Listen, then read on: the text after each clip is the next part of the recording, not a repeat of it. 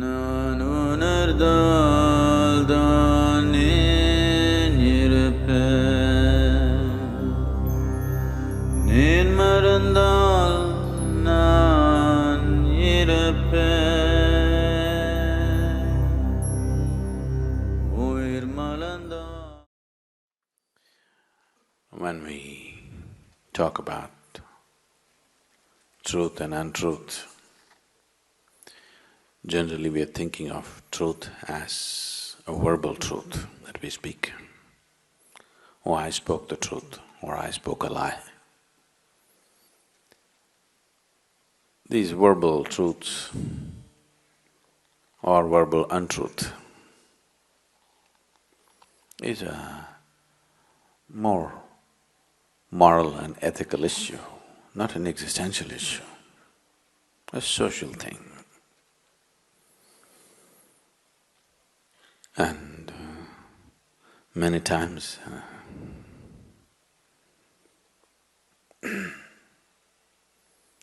you know,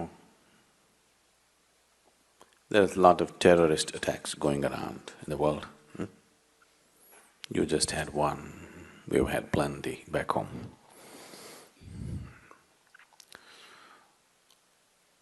A hall like this is a terrorist paradise. People packed up like this in one place, you know, they can have maximum impact. It's a good place, no? So,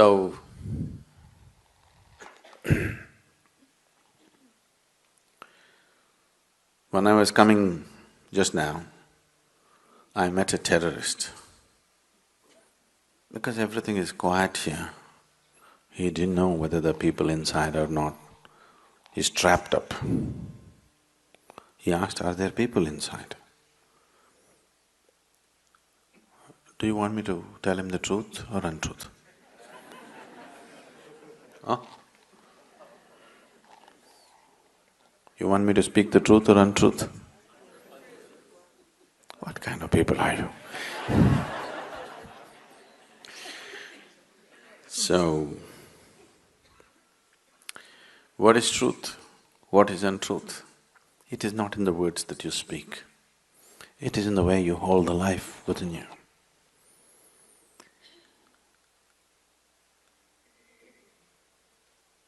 The nature of existence is such that it's all inclusive, you know. You know the 10 horrible people in this class who don't believe in God, but when the sun comes up in the morning, you'll have 10 black spots falling on them. Believers have such hopes. No, when sun comes up in the morning, it lights up everybody, isn't it? What nonsense you believe in or what nonsense you disbelieve in, it doesn't matter, it just lights up everybody. Whoever opens his eyes, for him there is light to see.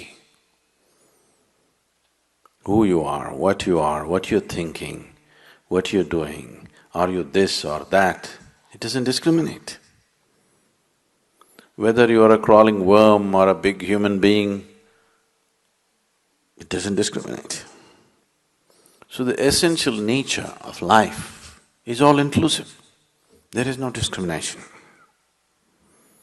This is the truth.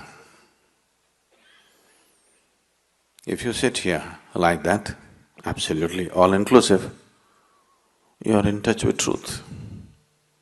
If you have become a prejudiced exclusiveness, this is the untruth.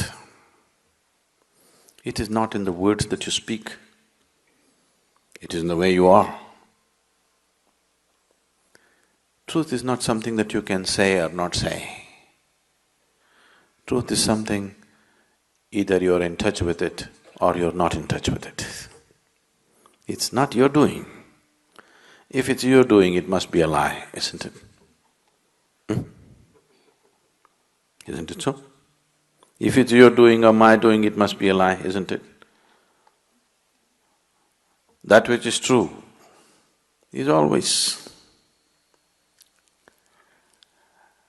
It is in the lap of truth that we exist. It is not something that we say or do. Either we can be in touch with it or we can be unaware of it. But still it is working. Whether we like it or we don't like it. In the very breath that we take, we're inclusive, isn't it? Yes? Whether we are willing or unwilling, in the very breath that we inhale and exhale, we are all inclusive, isn't it? If you become exclusive, truly exclusive, you will be dead. But even the dead are inclusive, isn't it? The dead will so easily merge with the planet. They are also very inclusive. The alive are supposed to be consciously inclusive. Dead are dead, so they're unconscious and they're inclusive.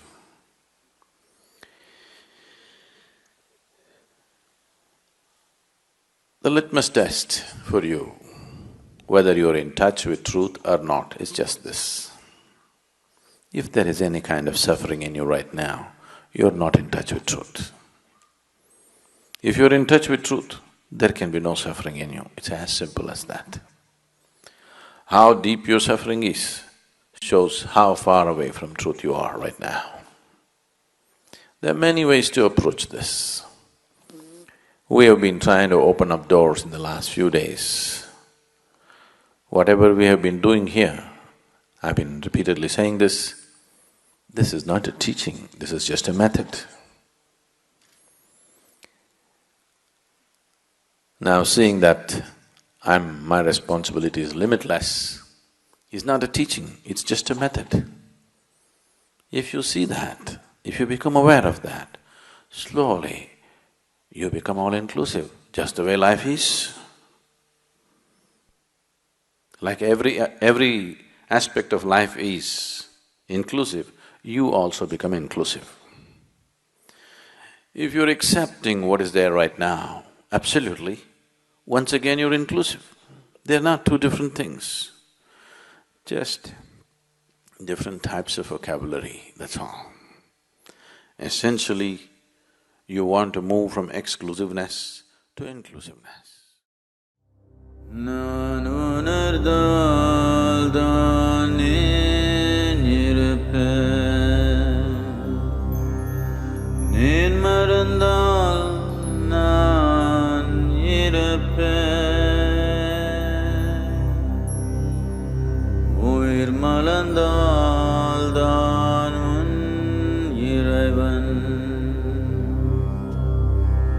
Arul மலர்ந்தால் நீந்தான்